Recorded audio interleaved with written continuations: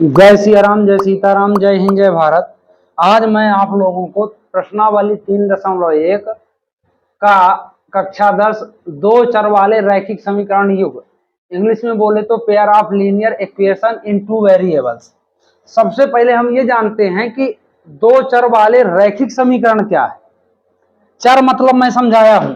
चर का मतलब होता है ए से जेड तक ये सब चर है।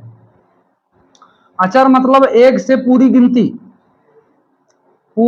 जहां तक गिन सकते हो, अंक जितने भी हैं सब क्या हैं, अचर हैं।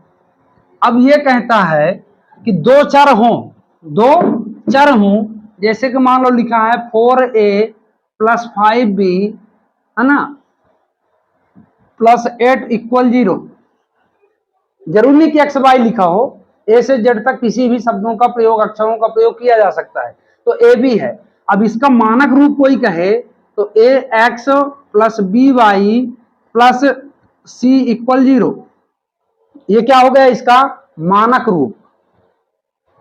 दो चर वाले रैखिक समीकरण का मानक रूप। ये एक नंबर में आ सकता है क्वेश्चन, दो चर वाले समीकरण का रैखिक समीकरण का मानक रूप लिखिए। ये मानक रूप हो गया। ठीक है, समझ गए बात को आप। इसे मान लो अब इसमें देखिए 3.1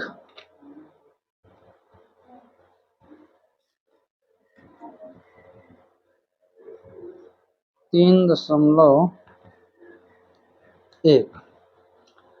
अब इसमें बेसिक की बात क्वेश्चन में ही समझ में आ जाएगी, ज्यादा बड़ा बेसिक इसका 3.1 का नहीं है। क्वेश्चन देखिए, प्रश्नावली 3.1। अमिताभ अपनी पुत्री से कहता है 7 वर्ष पूर्व मैं तुमसे 7 गुनी आयु का था, अब से 3 वर्ष बाद मैं तुमसे केवल 3 गुनी आयु का रह जाऊंगा। क्या यह मनोरंजक है? इस स्थिति को बीजगणितीय और ग्राफीय रूपों में व्यक्त कीजिए।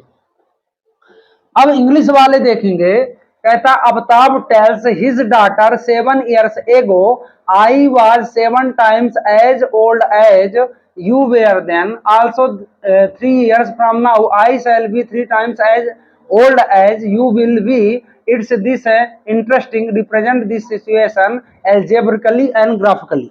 ठीक है, तो कुल मिला के पहले दो चीज समझो आप। आयु के बारे में सवाल अगर समझना है तो पहले शब्द आए इंग्लिश में बिफोर आए, बिफोर है ना। 5 वर्ष पहले, 10 वर्ष पहले, इस तरह की आयु माइनस में लिखी जाती है। किसमें लिखी जाती है? माइनस में। और बाद की आयु, बाद लिखे लेटर आए, आफ्टर आए, ऐसा शब्द आए तो इसमें क्या लिखा जाएगा? आयु प्लस में लिखी जाएगी। जैसे हमने कहा कि 5 साल बाद मेरी आयु 4 वर्ष अधिक होगी, तो मान लो कि मेरी आयु आज x है तो 4 साल बाद ऐसा होगा।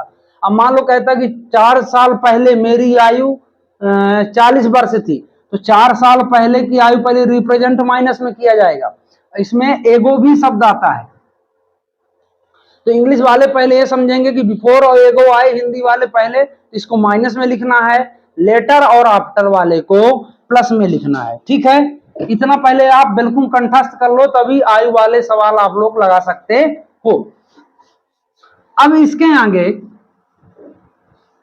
समझने की बात यह है, अब कहता है कि अमिताभ अपनी पुत्री से कहता है कि 7 वर्ष पूर्व मैं तुमसे 7 गुनी आयु का था। तो इसमें सब्जेक्ट कितने हैं? 2, अमिताभ और पुत्री। अमिताभ और पुत्री, तो ये 2 चर है, मान सकते हैं। तो हल नंबर 1 लिखेंगे। क्वेश्चन इसलिए नहीं लिख रहा क्योंकि बहुत लंबा हो जाता है, आधा बोर्ड तो क्वेश्चन ही हो जाएगा और टाइम भी ज्यादा लग जाता है।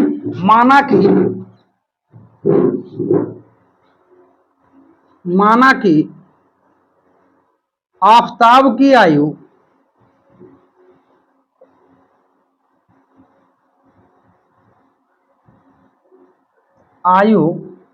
बराबर x वर्ष, तब पुत्री की आयु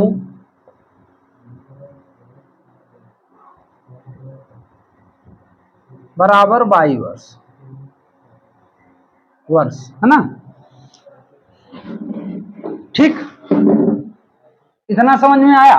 इंग्लिश वाले क्या लिखेंगे, let Aftab age be x years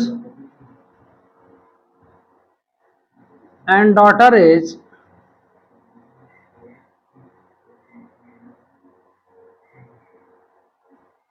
B y years।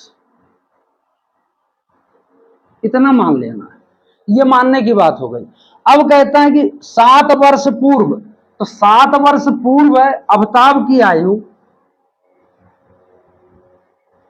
7 वर्ष पूर्व, 7 years एगो, 7 years एगो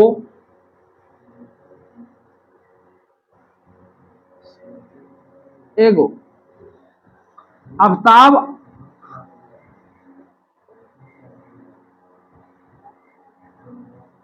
की आयु बराबर, अगर वो वर्तमान में 7 x वर्ष, माना कि ये वर्तमान आयु है ना, सब दोनों की वर्तमान है, तो वर्तमान आयु अगर x साल है तो 7 साल पहले एगो अभी मैंने बताया, तो 7 years एगो, तो एगो की आयु किस में लिखी जाएगी, माइनस में, यहां लिखोगे आफ्ताब एज, ठीक है ये बात। अब इसके बाद पुत्री की आयु वो भी कम होगी ना, तो y माइनस 7 years,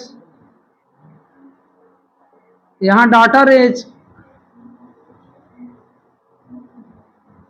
ऐसा इतना बना लेंगे। अब बनाने के बाद कहता है कि 7 वर्ष पूर्व मैं तुमसे 7 गुनी आयु का था, तो x माइनस 7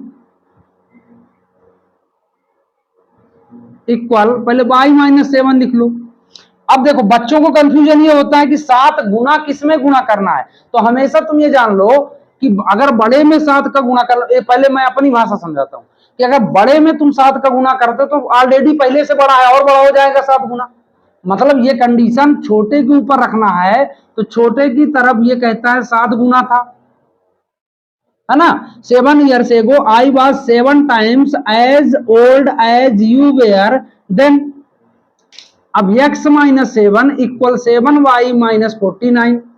अब x और y को एक साइड कर लो, माइनस 49, ये माइनस इधर जाएगा प्लस हो जाएगा, तो ये आपका कंडीशन बन जाएगा x minus 7y equal, plus minus minus बड़े नंबर का चिन्ह लिया जाता है, तो माइनस 42, समीकरण 1। अब इसको लिखने के बाद आगे चलते हैं।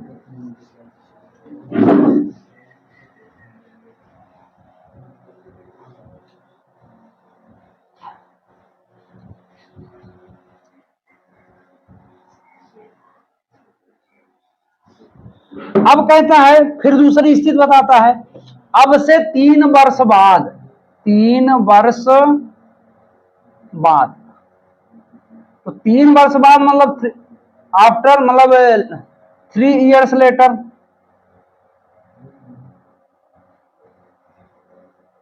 लेटर, ठीक है।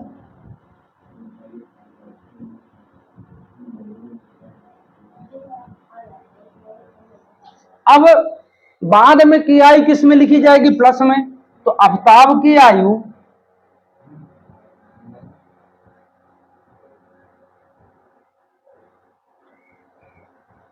बराबर, आज से वो 3 वर्ष बाद की बात कर रहा था, x प्लस 3 ईयर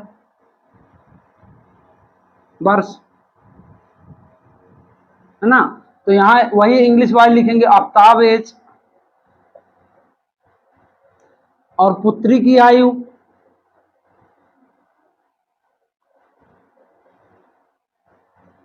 तो y प्लस 3, मतलब डॉटर एज, ठीक है।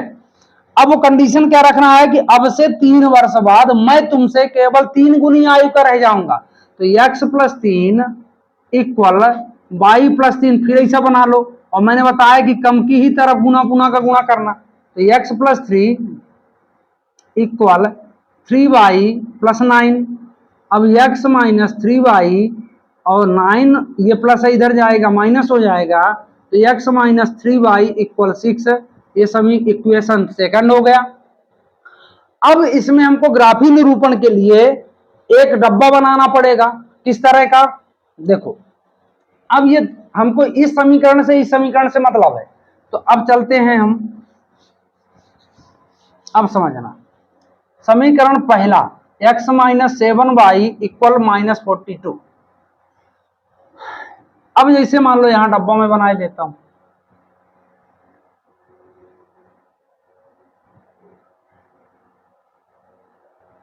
यहां दो मान ले लेंगे।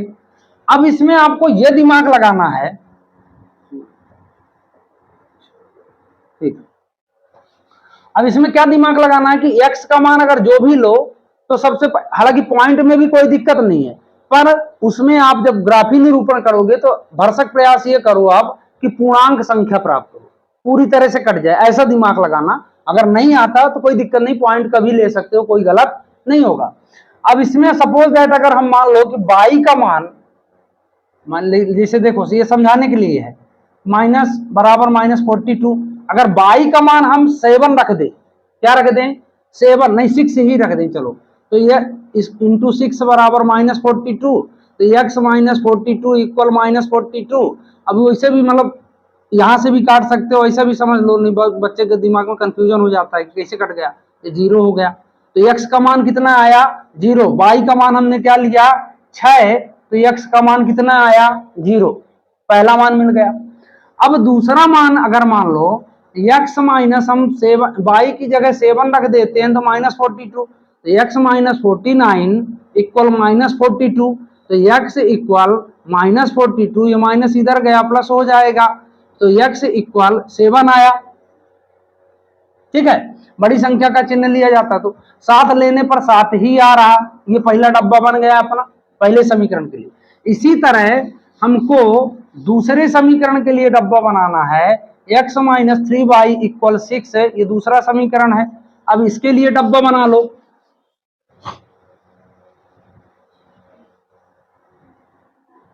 ये थोड़ी लंबे सवाल हैं पर बहुत आसान है। अब यहां से x हो गया, यहां से y हो गया, इसके भी 2 कॉलम बना लिए। अब इसमें सोच के दिमाग रख के रखो, 0 भी ले सकते हो, कोई दिक्कत नहीं है कि y का मान हम 0 नहीं ले सकते, ले सकते हैं, तो y का मान 0 कर दोगे तो 6 हो जाएगा ये, ठीक है ना, ऐसा भी कर सकते हो। अगर मान लो सपोज दैट हमने y का मान 1 लिया बराबर 6 लिखा है, तो 3 एक कम 3 बराबर 6, तो x बराबर 6 प्लस 3, तो x बराबर कितना हो जाएगा 9, ठीक है, तो 1 लिए तो बाई x का मान कितना आया 9, ठीक है। अब अगर एक बार 0 ले लें तो कोई दिक्कत नहीं, x बराबर 6 हो जाएगा, ऐसा कर लेते हैं, तो पहले 0 ले लो, 0 ये 6 हो गया और 1 लोगे तो 9 आ गया, बस। नहीं अधिक भी ले सकते हो ऐसा, जैसे मान लो 3 दूनी 6, 3 दूनी 6, तो उधर जाएगा 6 प्लस बहुत लंबा आ गया, ठीक है। अब ये दोनों डब्बे अपने तैयार है वैल्यू की दृष्टि में। अब हमको क्या बनाना है, ग्राफिकली, एल्जेब्रिकली हो गया, ग्राफिकली बनाना है ना, बीज गणिती हो गया, हिंदी में समझो तो बीज गणिती ये निकल आया पूरा। अब ग्राफ बनाना है, तो सबसे पहले मैं ग्राफ बनाने का बहुत आसान तरीका बता रहा हूं। सबसे पहले x की सबसे बड़ी वैल्यू देख लो, या y की किसी की, मतलब सबसे बड़ी वैल्यू अपने पास क्या है, तो दोनों खंडों को मिलाकर सबसे बड़ी वैल्यू 9 है, ठीक है, तो 9 है, तो हम ऐसा करते हैं, ये खींच लिए, ये x होता है, इधर x डैश होता है, ये y होता है, ये y डैश होता है कि नहीं। अब इसके बाद ये मूल बिंदु क्या होती है 0। अब x का अधिकतम मान पॉजिटिव में 9 है, तो हम यहां अपने से रख देंगे 2 3 4 5 6 7 8 और यहां मान लो 9, ठीक है। अब y का अधिकतम मान कितना है 7 है, तो 1 2 3 4 5 6 7, ठीक है। अब इधर माइनस में है नहीं तो हमको लिखने की भी जरूरत नहीं है। माइनस में कोई का मान है नहीं है तो हमको लिखने की जरूरत, ये नहीं कि कोरम भरना है, हमको काम करना है। ठीक है, तो अब इतना है। अब समझो, थोड़ा दिमाग लगाना है। x का मान 0 है, y का मान 6 है, तो x 0 कब होता है? y अक्ष पर जब कोई संख्या हो तो x का मान 0 होगा, है ना। x का मान क्या होगा? 0 होगा। y कब 0 होगा? उसका अपोजिट, जब कोई x पर आधारित संख्या हो। तो मतलब कि हमारी संख्या 6 है पहले कॉलम के लिए, तो यहीं पास हो गया ये 0 6। और सबसे पहले x का मान लिखना, सबसे पहले किसका मान लिखोगे? ऐसा नहीं कि बाई इसमें लिखे हो तो सबसे पहले होशियारी कर दो 6 0 लिख दो, गलत हो जाएगा। पहले x का ही मान लिखना, चाहे 0 हो चाहे हीरो हो, उसको लिख देना। दूसरा मान है 7 7, मतलब y का भी 7 लेना है, x का भी 7 लेना है। तो y का ये 7 मान लो, उसमें बनाओगे ग्राफ में तो सही आएगा। मैं अंदाजन बनाता हूँ आपको सिखाने के लिए। जैसे मान लो सपोज दैट इतना, यहाँ 7 7 लिख दो। ठीक, अब इसके बाद y का मान 0 है, तो y का मान 0 कहां होगा? x अक्ष पर y का मान 0 होता है, तो 6 लेना है। तो 6 मतलब यहां, तो 6 और 0 आया। ठीक, अब 9 और 1, मतलब x का मान 9 है और y का मान 1 है यहां, तो 9 1 आया। ऐसा बना लेंगे, समझ में आया। अब इसको एक स्केल लगा के इस रेखा को ऐसा खींच लेना आप लोग, ऐसा। इसको भी ऐसा खींचना कि दोनों रेखाएं कट जाएं, कहीं से भी खींच दो ऐसा। अब इसमें दर्शा देना ये किसका मान है? x माइनस 7y इक्वल -42, और ये हो गया है आपका x माइनस 3y इक्वल 6, है ना। आप बिल्कुल क्लियर है, स्केल लगा के आप लोग लाइन खींचना। मैं थोड़ा उसमें बनाया हूं, सॉरी, ये लाइन, हाँ 9 ठीक है, हाँ सही है। मतलब उसमें ग्राफ में खींचोगे बराबर आएगा। तो इस तरह आपका ये क्वेश्चन बनेगा, बहुत आसान है। फिर समझ लो कि इसमें क्या करना है। एज वाले सवाल में मैंने जो बताया कि पहले की आयु 4 वर्ष पहले अगर लिखा है तो माइनस में लिखना है, 4 वर्ष बाद है बाद की आयु प्लस में लिखी जाती है। इंग्लिश में भी एगो है, बिफोर है माइनस, आफ्टर है, लेटर है प्लस, है ना। और बाकी इसी तरह आपको लगा लेना है। तो मैं आशा करता हूं कि ये वीडियो आपको पसंद आई होगी। तो चैनल को लाइक सब्सक्राइब शेयर जरूर कीजिए। जय हिंद, जय भारत।